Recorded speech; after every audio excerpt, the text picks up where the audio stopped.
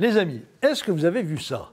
La couverture de l'Express de cette semaine. Bon, on les aime bien, l'Express, c'est un journal honorable qui a connu de belles heures dans les années 60-70. En ce moment, ils sont dans de grandes difficultés. Leur nouveau propriétaire, Patrick Drahi, est en train de les massacrer littéralement à coups de plans sociaux successifs. Donc on les soutient, il n'y a pas de lézard. On comprend qu'ils aient besoin de booster leurs ventes, c'est légitime. Mais cette couverture-là, franchement, les gars, c'est pas possible. Et il reste des journalistes à l'Express, j'imagine, ils n'ont pas tous été virés. Je vous présente, alors, en couverture, les démons de la droite. Là, vous avez Méphisto, Satanas et là, Belzébuth. Ils font peur. Hein. Et encore là, on ne voit pas leur queue fourchue. Effrayant, mais fascinant. Le sous-titre, comment Buisson, Zemmour et Villiers complotent pour dynamiter Sarkozy et Juppé. Nom de Zeus. Mais alors, s'ils réussissent à dynamiter Sarkozy et Juppé, ce qui ne devrait pas être trop difficile, ça signifie que les comploteurs comptent placer un des leurs dans la course à la présidentielle. Jésus, Marie, Joseph, mais c'est bien sûr, c'est Belzémour qui va s'y coller. Il a la tête qui dépasse par rapport aux autres. À l'intérieur du magazine, 5 pages d'une enquête serrée et rigoureuse qui établit de manière incontestable la réalité du complot et par conséquent l'imminence de l'accession au pouvoir de la troïka démoniaque. Buisson, Zemmour et Villiers ont été aperçus en train de déjeuner ensemble à la Rotonde, célèbre brasserie du boulevard Montparnasse, pas donné soit dit en passant. C'est tout, absolument. Ils ont juste été vus en train de manger ensemble, probablement de la charcuterie, mais l'info n'a pas été recoupée. Et ça donne ça, les démons de la droite, pas en page intérieure, hein, en couverture. C'est un peu comme si le magazine américain Time désignait Robert Ménard homme de l'année avec le titre suivant « The Kebab Killer ».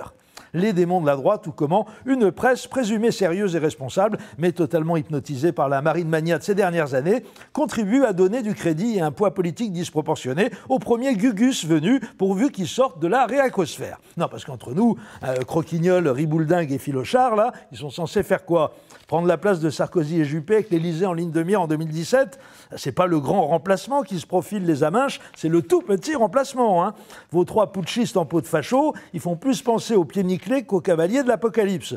Buisson, il est complètement cramé politiquement par l'affaire qui porte son nom. Tu l'imagines, président de la République, on se retrouverait à 60 millions sur écoute. Le vicomte Jolibois de Villiers a peut-être vendu quelques milliers d'exemplaires de son dernier bouquin, n'empêche qu'il me paraît assez mal placé pour incarner le nouveau slogan à la mode « Travail, famille, patrie », surtout le volet famille, et par conséquent, il ne reste plus que Zemmour. Mon hypothèse se confirme, la question que pose l'Express avec cette une chauffée à blanc est donc bien la suivante. Éric Zemmour ne serait-il pas l'homme de la situation pour contrer Marine Le Pen en 2017 ?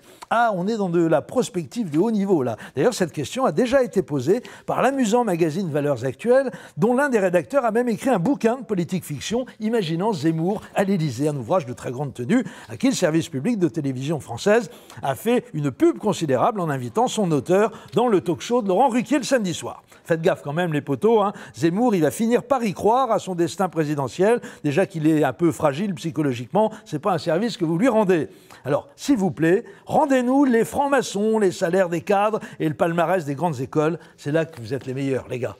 Post-scriptum, à quelques jours de la COP 21, c'est pas Zemmour et consorts qui devraient faire la une des news magazines, c'est Nicolas Hulot. Lui, pour le coup, serait en position de créer la surprise en 2017. Le célèbre médium Jacques Attali, le fils caché de Nostradamus et de Madame Soleil, a annoncé que c'était une personnalité de la société civile qui gagnerait la prochaine présidentielle. Il n'a pas voulu dire le nom. Ben, ne cherchez pas plus loin, ça sera Nicolas Hulot. C'est lui qui va nous sauver de la mère Le Pen. Je l'ai entendu l'autre soir chez Ruquier et j'ai eu une illumination. C'est Nicolas Hulot, l'élu. Voilà, je suis sérieux et je prends date.